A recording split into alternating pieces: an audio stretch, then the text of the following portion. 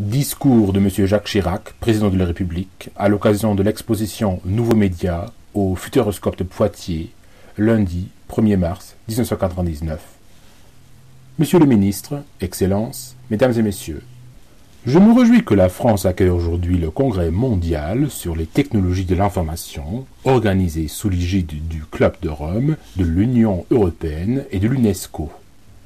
Par-delà les différences de culture et de développement, voici donc rassemblés dans cette magnifique réalisation du Futuroscope de Poitiers des représentants du monde entier pour évoquer cette société de l'information en train d'éclore sous nos yeux à l'échelle planétaire. En choisissant comme thème la question acteur ou victime, vous soulignez l'ambivalence des sentiments que le développement des nouvelles technologies de l'information fait naître en chacun de nous. Entre fascination et méfiance, le monde voit émerger cette nouvelle société sous l'impulsion de l'expansion américaine. Les États-Unis possèdent aujourd'hui une avance sensible dans le domaine informatique et dans l'usage des réseaux de communication mondiaux.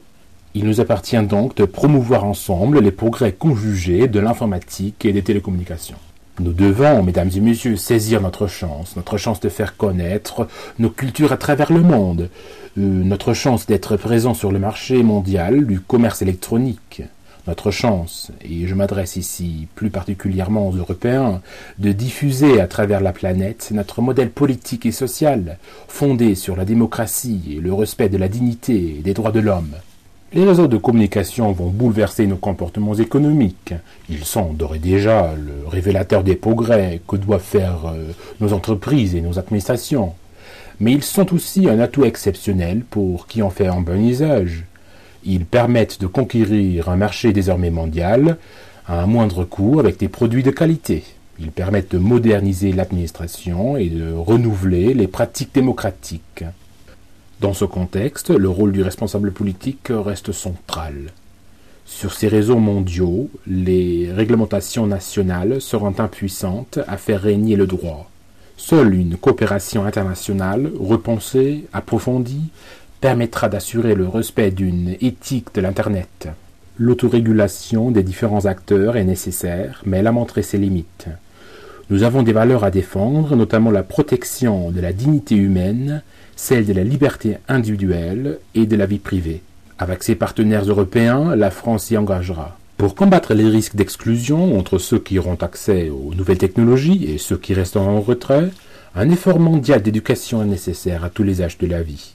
Il ne serait pas acceptable de voir s'accroître, sans réagir, le fossé qui sépare déjà dans le monde les, entre guillemets, info-riches et info-pauvres. La société de l'information telle que la veut la France, telle que je la souhaite, est une société solidaire, une société de progrès qui place l'homme au cœur de ses préoccupations et se réalise au bénéfice de tous. L'initiative de construire cette société revient à chacun d'entre nous.